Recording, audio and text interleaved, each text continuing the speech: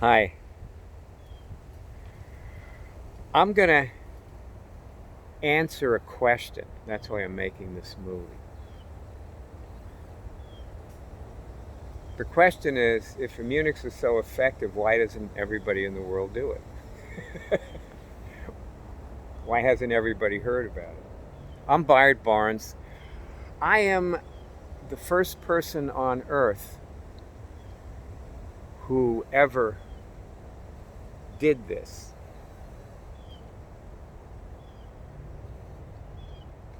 Not really. But I'm the first person on earth who ever knew he did it. This way, anyway.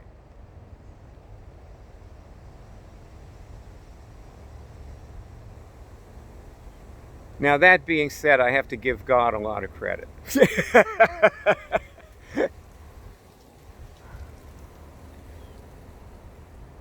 So, it's a question that makes, you know, you suspicious. And I think everybody has it, and that it wrecks a lot of people. But I also think that it, it doesn't wreck everybody. There's lots of people out there, and they're little guys isolated all over the world. They're probably in most countries. But there's, all these people out there who have no support group. Well, it's just one guy and his computer with me as a backstop. And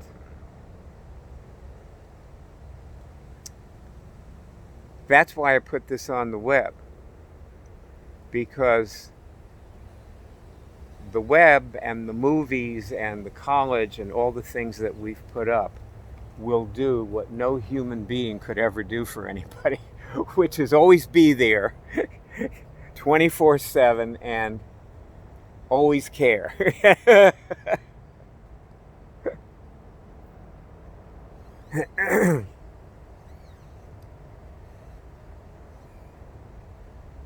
And so, but even for people, you see, like what I see in people, I have seen people do this and cure something that was medically incurable, and then just go on about their business as though nothing happened. And that's one reason everybody hasn't heard of it, because human nature, that's human nature. It's not that they're bad people. It's human nature. That human nature works against it. Like, how would you like to tell your friend you cured your herpes? you know, you're at lunch with with a group of your girlfriends, and you're like, oh, in the middle of the lunch, like, hey, guess what? Well, what? Come on, tell us. I cured my herpes. You have herpes? You'll never do it again.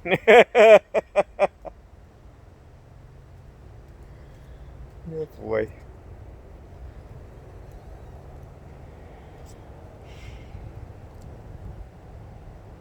There are a million reasons why people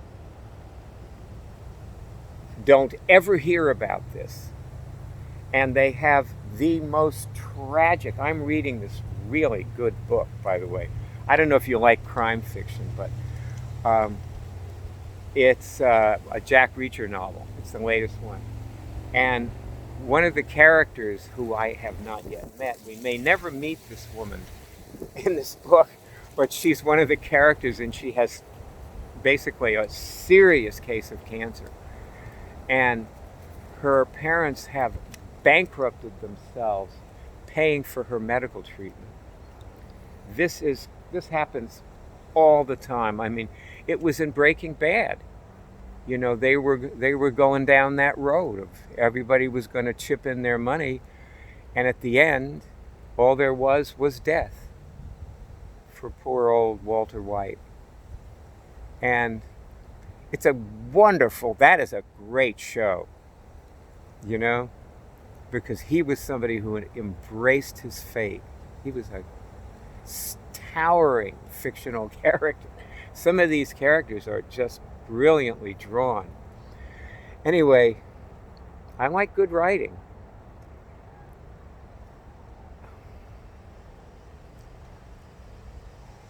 Here, you know, let me just show you something, okay? You just take your finger and you just hold it where it doesn't have any impediment, and look for a signal. Mine comes through like that, and you say, "Can I cure things?" You ask a question, "Can I cure things?" And I get yes because I do. And see if you get a signal. So if you get a signal, it means you can cure things. And if you don't get one, it means keep trying. Because what's the alternative, right? but people don't keep trying. That's human nature. And the fact is, it's probably. See, I don't know for sure. I've always had a theory that if you're walking on the earth, you can do this, but maybe not. What do I know? Who am I? I mean, God didn't come thundering down from the heavens and say, "Byard, everybody can do this, so get going." What he more like did was just show me who can do it and who doesn't seem to be able to, and so on. But generally, when we show people how to do this, they can do it. And the problem is, if you got a signal just now, it's probably going to be very, very difficult for you to connect that to curing your cancer, if you have cancer. And like, what? Like, how does this cure cancer? It doesn't, actually. That's the thing. And see, that's another thing that stops people. That there's really no way to talk about this. We say to people, "Don't talk about immunics." You can't. There's no way to talk about it. So don't tell anybody about it. If you want to show somebody how to do it, I just showed you, okay.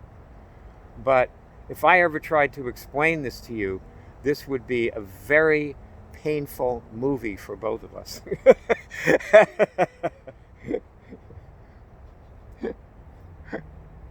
And a long one that went nowhere. It'd be like certain films by Bernardo Bertolucci.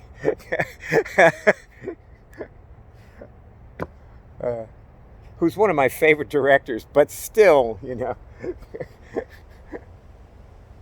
Oh boy.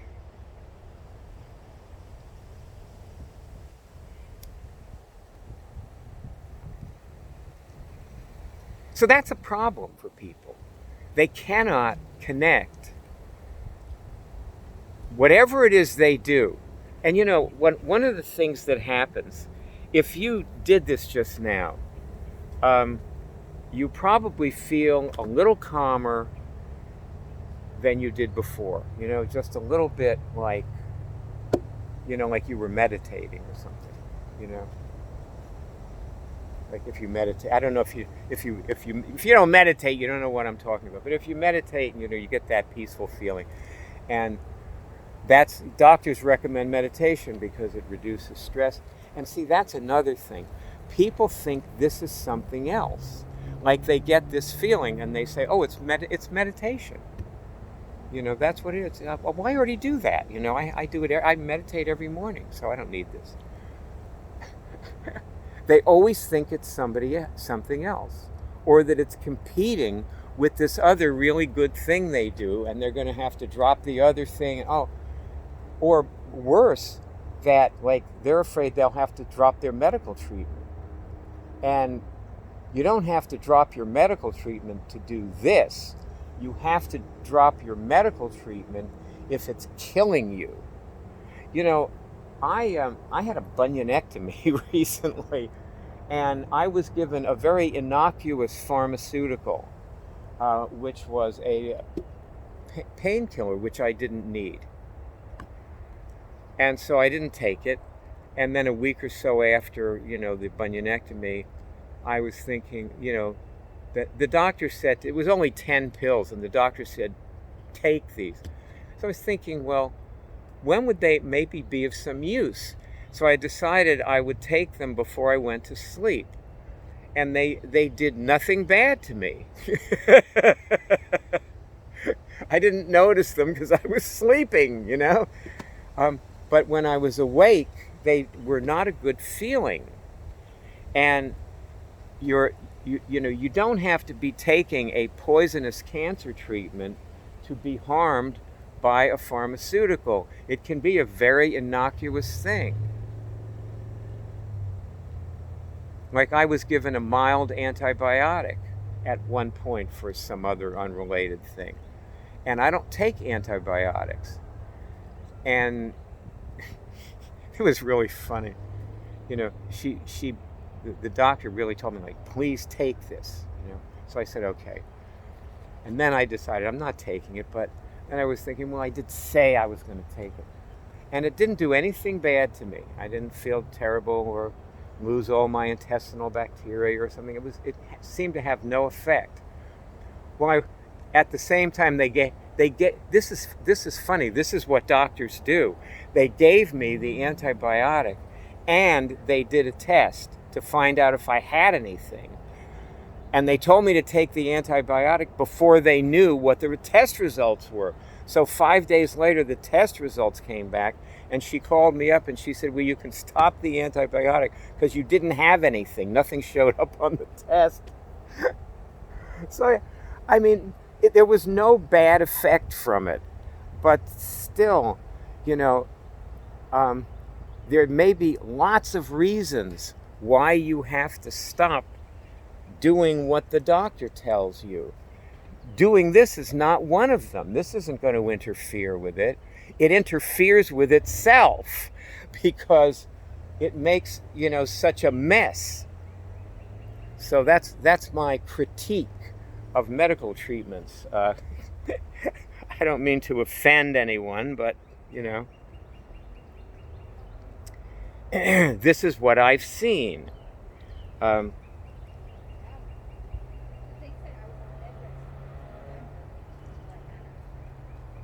lot of people get this signal, and they simply don't know what they did. Yeah. And for example, everybody, at least at first, everybody, when they first get this, they don't know what it is, what it's used for. That's why we have a college. Anyway, I tried everything. I'll tell you something. Everybody isn't doing this. It's not for lack of the sincere efforts of a great many people who have really, given their money, their time, their love, their expertise, and they've contributed everything. And, it was just a big boulder to try to tip over the edge of the mountain. It may only be an inch away from the edge, but if it weighs 11 tons and there's only 12 of you, and you don't have any really strong sticks, they have to be both strong and long, you may not tip the boulder over. It's possible that it won't happen. So it didn't. So what can I tell you? How come everybody isn't doing this? Because they're not. But there are lots of things that interfere with them. Their friends attack them.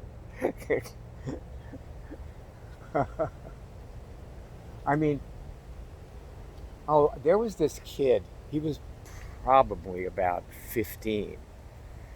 And he had, Epstein-Barr. We started making movies for him. He had a computer for him. He had a computer in his room, and we were hooking up with him on Skype and showing him how to cure it. And boy, he was great, and he really was curing it. And his parents, devout Muslims, um, freaked out, forbade him to ever speak to us again, which we never did. So why isn't everybody doing it? Basically, most people attack it at the first sign of its presence. Oh boy.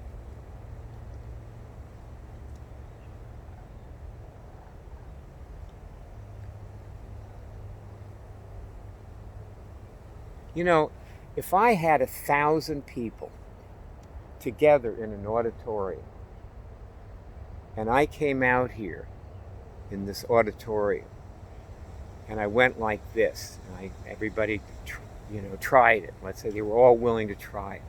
You'd probably have like 25 people who got a signal. Let's say not very many of 1,000 people at first. If I asked them to raise their hands and we tried it again, then maybe another 100 would do it. And then if I asked people who felt different to share about that, and they did, maybe people would start to think, well, wow, I'd like to feel like that, and so on. And they'd also feel emboldened because they were in a public place. They weren't worried about telling people. And, before they left the auditorium, I would tell them, don't talk about immunics because you're going to get in a big argument and you're going to get attacked. And, you don't put yourself through that. If you want to show somebody, fine, but don't put yourself through that. You don't need an opinion.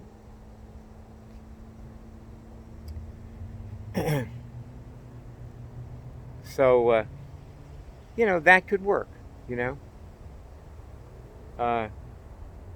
we tried it at parties, it worked. But see, the thing is, those people would leave the auditorium, let's say, given that's all we did, let's say we only spent 15 minutes or half an hour, those people would leave the auditorium, and for the most part, including the ones who did it, would really never think about it again. If we wanted them to think about it again, we'd probably have to take it a little farther. Curing something isn't enough.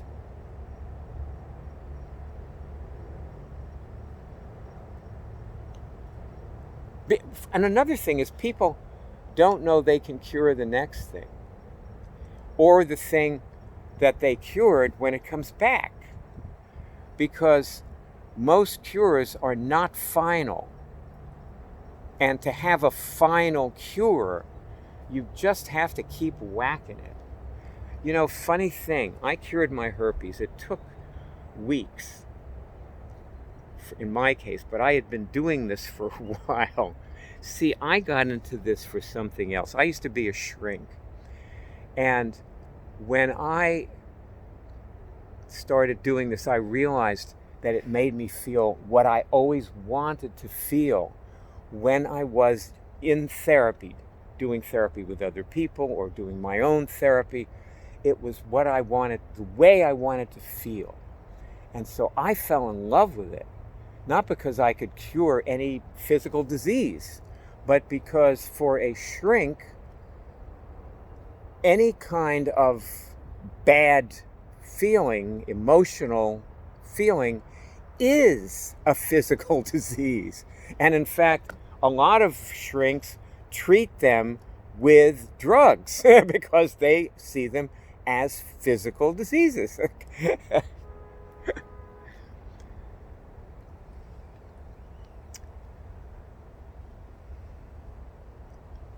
So I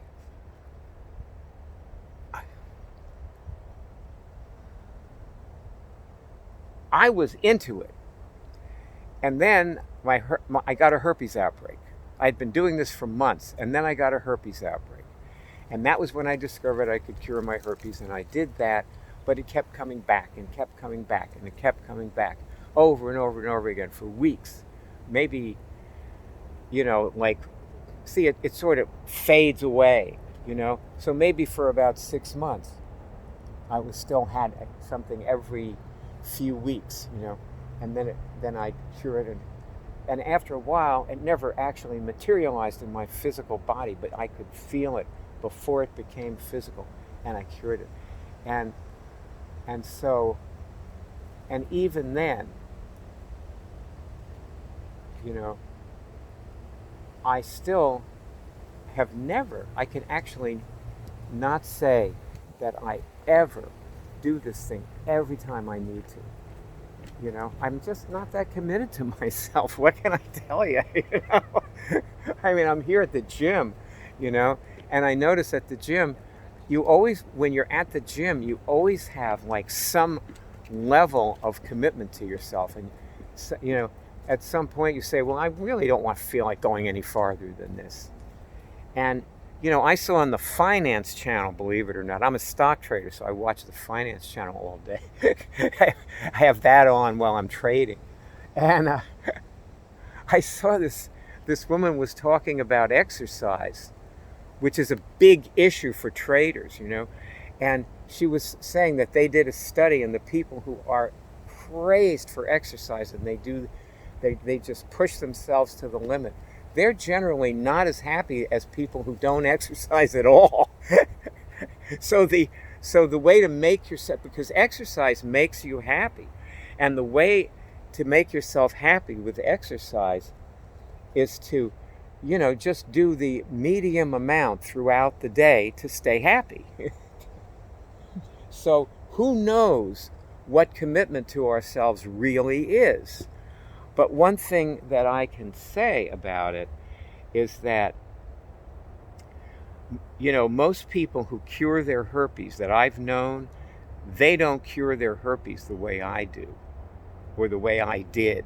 Because I haven't had a herpes outbreak since 1993.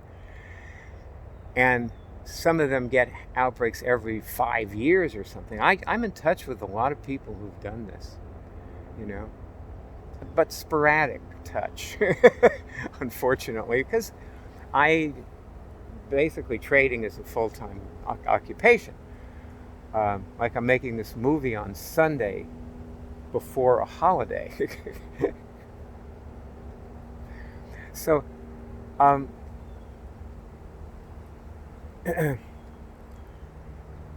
they only take it to a certain point, and then they're willing to tolerate, and you know, they also have control so that they can, you know, whack the herpes if it comes, so they don't like really feel committed.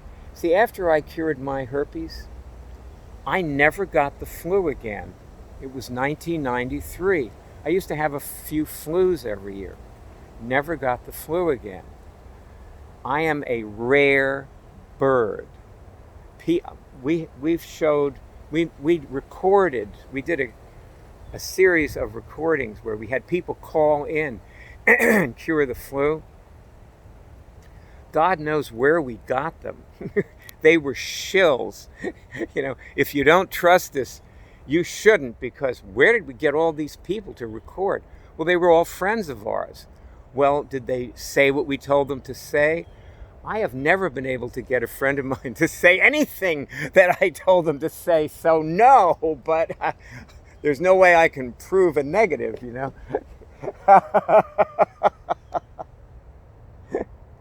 Oh my God.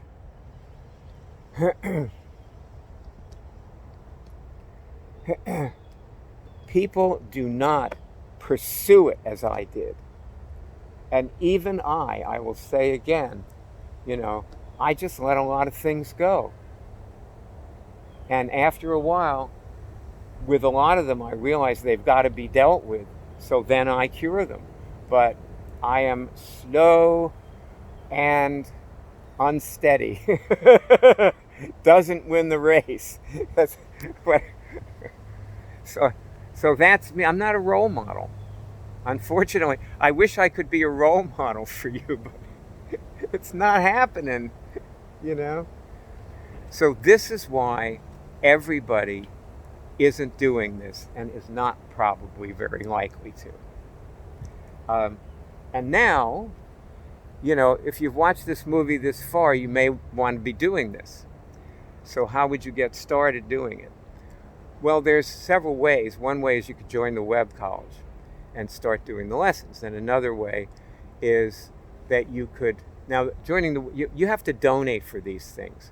joining the web college costs more than another thing, which is like $6, which is watching a movie where, I go into a lot of detail about how to cure things and show a few people, I think, and also just more lessons and so on. And, of course, you could always just turn this thing off and go away, too, which is probably what almost everybody does. So virtually nobody ever gets to even the movie, So you wouldn't be alone. And you have, it's most likely that you've already turned this off because you decided, okay, I don't get it, And that's right. That's why everybody isn't doing it. They don't get it, So, and a lot of people think I should do better at explaining it or expressing it. Well, good luck with that. Now, there is also a way to get into this for those of us who are cheap.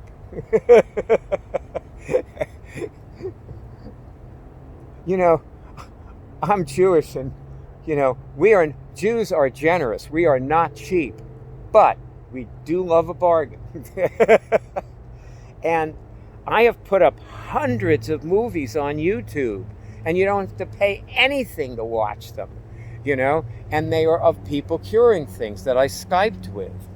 And so you can just do that, if you want for a while, and see what you can dig out of those.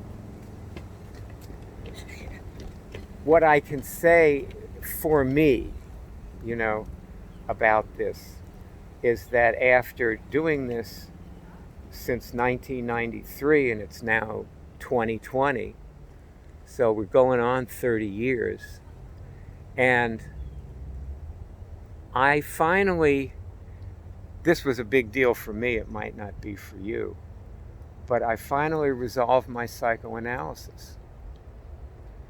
The insights that are supposed to come at the end, and appreciation of my parents and what they gave me, and also what they tried to give me, and letting in the things that they tried to give me and maybe I just wouldn't accept for so long, and that led to maybe, well, it's certain, my mother spent her entire life trying to make a stock trader out of me. And I resisted it the whole time. And then about what I did? I made a hobby out of it. But about 3 years ago, I guess something just, came together for me. I just started appreciating my mother and what she gave me, and going back to those lessons and the wisdom in them. And I, started trading. And if there's I think if this is ever going to be something that everybody even knows about, everybody is never going to do this, but they might know about it. That's possible. That's probably a result that's attainable. And so if they're all going to find out about it, one thing I know is it's going to cost a lot of money. However anybody goes about it, it's going to cost a lot of money. And so the only one that I know who can make the money is either me or, people who I'm working with, who I'm training and who are actually training me. We're a brain pool for trading. A little trading group, as one of our contacts put it, And I want to pay for it. That's why I started trading. I didn't need the money, but to do that, I needed money. So I want to pay for it, and I'll pay for it if I can make the money. And you can't help me with that.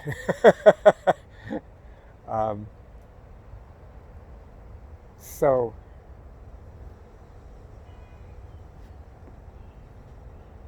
if you find that ever this is worldwide, everybody, whether they love it or hate it, everybody knows about it, you can thank Lillian A. Barnes, my mother, for persevering with a very tough little guy,